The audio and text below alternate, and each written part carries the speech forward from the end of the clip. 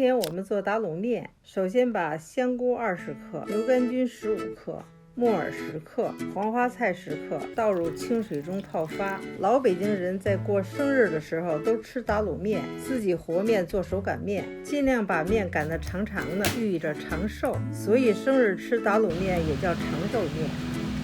现在开始和面来做长寿面。400克的面粉加入2克盐，加盐是为了增加面粉的筋性。和面的时候水要一点一点的分次加，200毫升的水一边加一边搅拌，和成这样的絮状，再把面揉在一起，揉成比较光滑的面团。揉面讲究3光：面光、盆光、手光。现在开始醒面，盖上蒸笼布防干。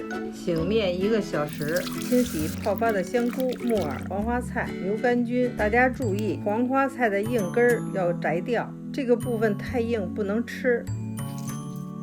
香菇挤一下水，泡香菇的水千万不要扔掉，一会儿打卤的时候呢，我们要放进去。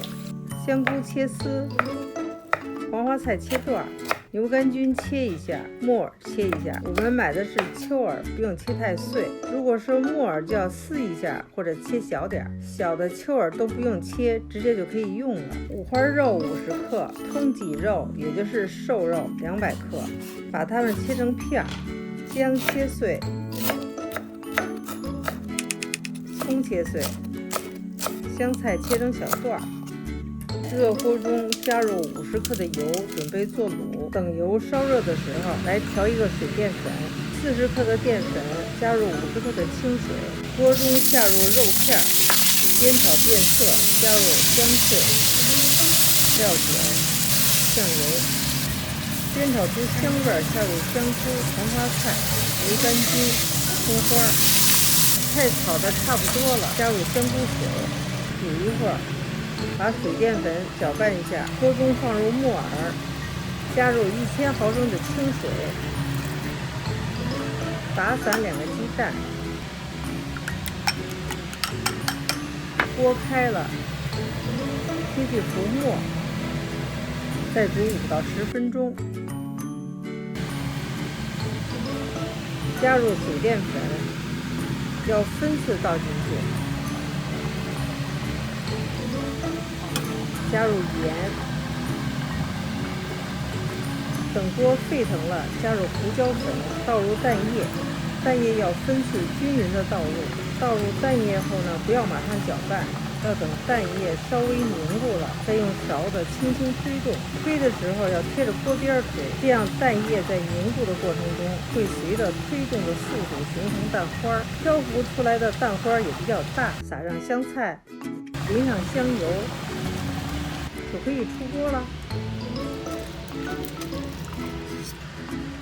看看我们的面醒好了，稍微揉一下，开始做长寿面。撒一点淀粉防粘，这个面比较硬，擀面的时候要2面擀，像这样越擀越大。我的擀面杖比较小，如果你用长擀面杖就可以擀得更宽。用小擀面杖擀的时候要注意，用力要均匀，擀两边的时候一定要擀平，让整个面片薄厚均匀。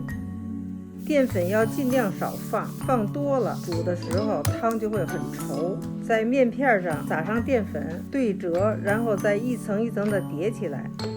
切面的时候要切均匀。展开，拿一绺抖掉上面多余的淀粉，放在盘里。